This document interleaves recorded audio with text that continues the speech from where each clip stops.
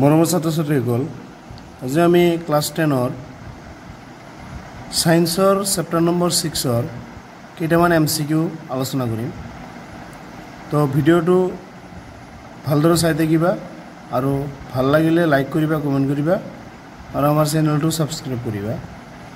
তো ইয়াতে যিখিনি কুৱেশ্যন লোৱা হৈছে এই কুৱেশ্যনকেইটা বিৰাট ইম্পৰ্টেণ্ট এণ্ড এক ধৰণৰ আমি ক'ব পাৰোঁ 100% কমন, কাৰণ যিমানখিনি MCQ হ'ব পাৰে সবখিনি ইয়াতে কণ্ট্ৰলিং কৰা হৈছে, একদম কভাৰিং কৰি দিয়া হৈছে। তো তোমালোকে ভিডিঅ'টো ভালদৰে চাই থাকিবা।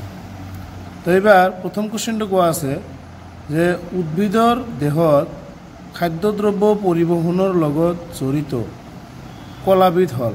আমি জানো উদ্ভিদৰ দেহত খাদ্যদ্ৰব্য কোৱাৰ যিয়ে কোৱা পানী পৰিবহণ কোৱা, ইয়াতে দুই ধৰণৰ কলা থাকে, এটা হ'ল জাইলেম কলা, এটা হ'ল ফ্লয়েম কলা। তো জাইলেমে কি কৰে? পানী পৰিবহণ কৰে আৰু ফ্লয়েমে কাণ্ডত উৎপাদিত খাদ্যদ্ৰব্য পৰিবহণ কৰে। তো ইয়াৰ উত্তৰটো হ'ব ফ্লয়েম।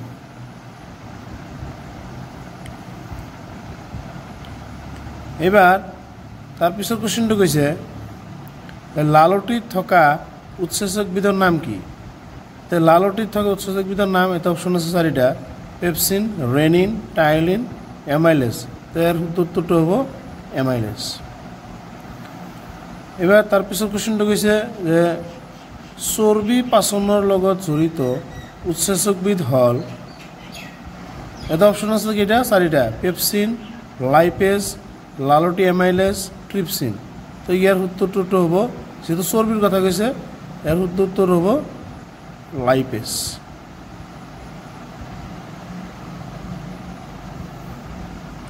এবাৰ নেক্সট কুৱেশ্যনটো আছে যে তলৰ কোনটো উৎসেচক প্ৰটিন বিশ্লেষণৰ লগত জড়িত? তো প্ৰটিন বিশ্লেষণৰ লগত জড়িত উৎসেচকবিধ হ'ল ট্ৰিপচিন। তো ইয়াৰ উত্তৰটো হ'ব ট্ৰিপচিন। ইয়াৰ পিছৰ কুৱেশ্যনটো আছে আমাৰ পাকস্থলীত থকা এচিডবিধ হ'ল, পাকস্থলীত থকা এচিডবিধ কি আছে? এটা হাইড্ৰক্লৰিক এচিড। নেক্সট কুৱেশ্যনটো আছে মলত্যাগ কাৰ্যক নিয়ন্ত্ৰণ কৰা পেশীবিধ হ'ল, এটা স্নায়ু পেশী আছে, স্পিনক্টৰ পেশী। তো অগ্নাশয় আছে আৰু এটা বৃক্ক আছে। এটা উত্তৰটো হ'ব কি? স্পিনক্টৰ পেশী। এবাৰ আৰু এটা কুৱেশ্যন আছে যে হাওফৰ ভিতৰত থকা ক্ষুদ্ৰ ক্ষুদ্ৰ বেলুন সদৃশ অংগবোৰ হৈছে, ইয়াতে বেলুন সদৃশ অংগবোৰ হৈছে তোমাৰ কি?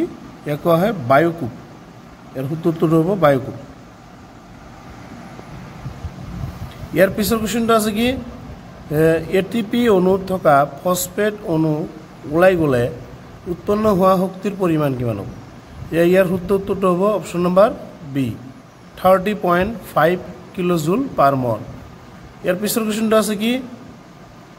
মানুহৰ দেহত থকা ৰঞ্জক পদাৰ্থটোৰ নাম। মানুহৰ দেহত থকা ৰঞ্জক পদাৰ্থ মানে এতে তোমাক দেহত মানে বুজাইছে ব্লাডত। এটা ব্লাডত থকা ৰঞ্জক পদাৰ্থৰ নাম হ'ল হিমোগ্লোবিন।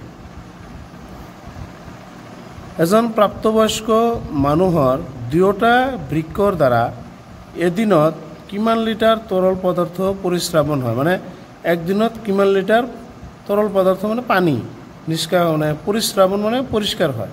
তুমি ক'ব পাৰা কি ইয়াতে 2 লিটাৰ, 180 লিটাৰ, 100 লিটাৰ, এটা 50 লিটাৰ। ইয়াৰ আনচাৰ হ'ব কিন্তু 180 লিটাৰ। সৰি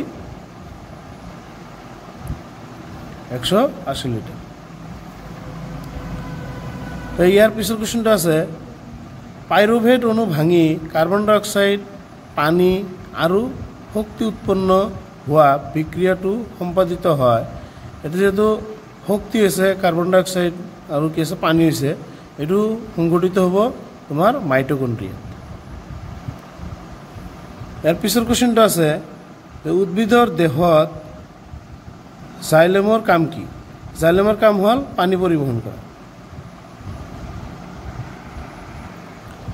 এইবাৰ কৈছে কুৱেশ্যনটো যে স্বপক্ষীয় পৰিপুষ্টিত প্ৰয়োজন হয়। স্বপক্ষীয় মানে কি? এটা সালোক সংশ্লেষণ প্ৰক্ৰিয়াৰ কথা কোৱা হ'ব। য'ত সালোক সংশ্লেষণ প্ৰক্ৰিয়া সংঘটিত হ'বলৈ হ'লে কাৰ্বন ডাই অক্সাইড লাগিব, সূৰ্যৰ পোহৰ, পত্ৰহৰি সব লাগিব। ইয়াৰ আনচাৰটো হ'ব কিন্তু পত্ৰ ওপৰৰ আটাইকেইটা।